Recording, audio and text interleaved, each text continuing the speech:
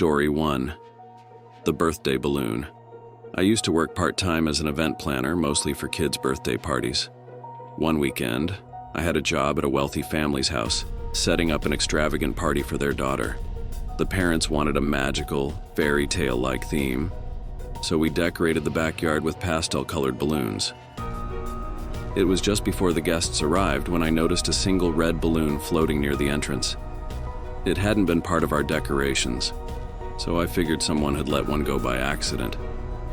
As I walked over to grab it, I saw something scrawled on it in what looked like black marker. "Help me." I frowned, thinking it was a prank. I glanced around, but no one was paying attention.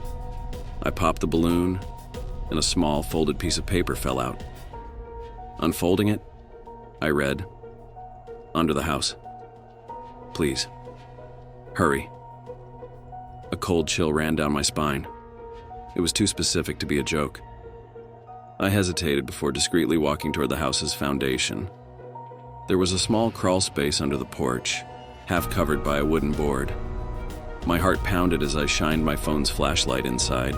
A pair of terrified eyes stared back at me. A girl no older than 10 was curled up in the dark, her face pale and streaked with dirt. Before I could react, I heard a gruff voice behind me. "Can I help you?"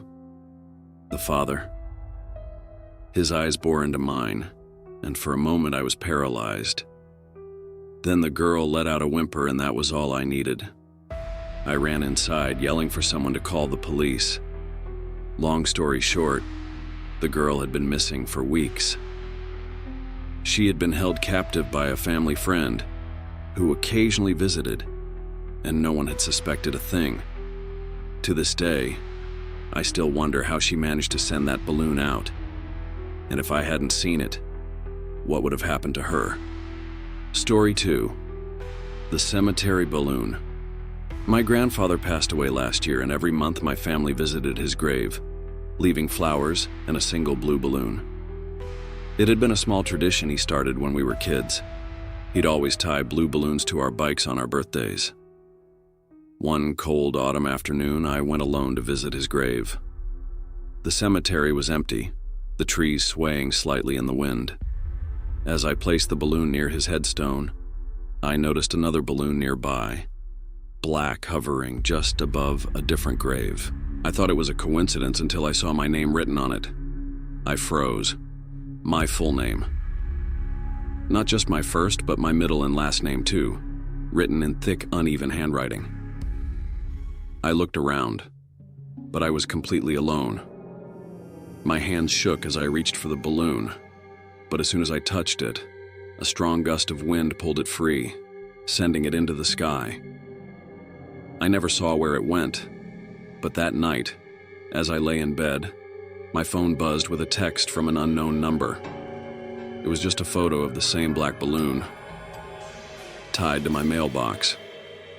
Story 3. The Party Favor. When I was 13, my younger cousin had a birthday party at a local community center. The place was packed with kids, and my aunt had gotten a clown to make balloon animals. I wasn't really into the whole scene, so I hung out in the corner, watching the little kids run around with their balloon swords and hats. At some point, I noticed a man standing outside the glass doors. He wasn't a guest, just an older guy in a hoodie holding a single yellow balloon. He stared directly at me. I thought it was a coincidence until I saw my name written on it. I froze. My full name. Not just my first, but my middle and last name too, written in thick, uneven handwriting. Unnerved, I turned to tell my aunt, but when I looked back, he was gone. The balloon, however, was now tied to the door handle. Curious but creeped out, I walked over and saw something written on it. "See you soon." My stomach dropped. I told my aunt, and she had one of the staff check outside, but no one was there. The rest of the party went on, but I couldn't shake the feeling of being watched. That night, I was lying in bed when I heard a tapping sound at my window. I lived on the second floor. Terrified, I peeked out and saw the same yellow balloon, floating just outside, brushing against the glass. I never found out who left it there, and I never saw that man again. But to this day, I refuse to be near yellow balloons. Story 4. The Basement Balloon. Growing up, my best friend and I used to explore abandoned places for fun. There was one house in our neighborhood that had been empty for as long as I could remember. People said a family had vanished from it overnight, leaving all their belongings behind. One summer, my friend dared me to go inside with him. The door was unlocked, and the place smelled of dust and decay. Everything was left as if the owners had just stepped out for a moment. Plates on the table, shoes by the door, even an old birthday banner hanging in the living room. But what caught our attention was the single deflated balloon on the floor.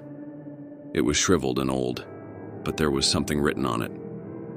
I leaned down, barely able to make out the faded words. In the basement. Against all better judgment, we found the basement door. It was slightly open, revealing pure darkness. A terrible smell wafted up, something rotting. My friend shined his flashlight down, and I swear I saw movement. Something shifting in the blackness. Then suddenly we heard it. A child's voice whispering, "Come play." We ran, faster than we ever had in our lives. A few days later, the house was condemned, boarded up completely. But sometimes when I walk by, I still see balloons in the windows.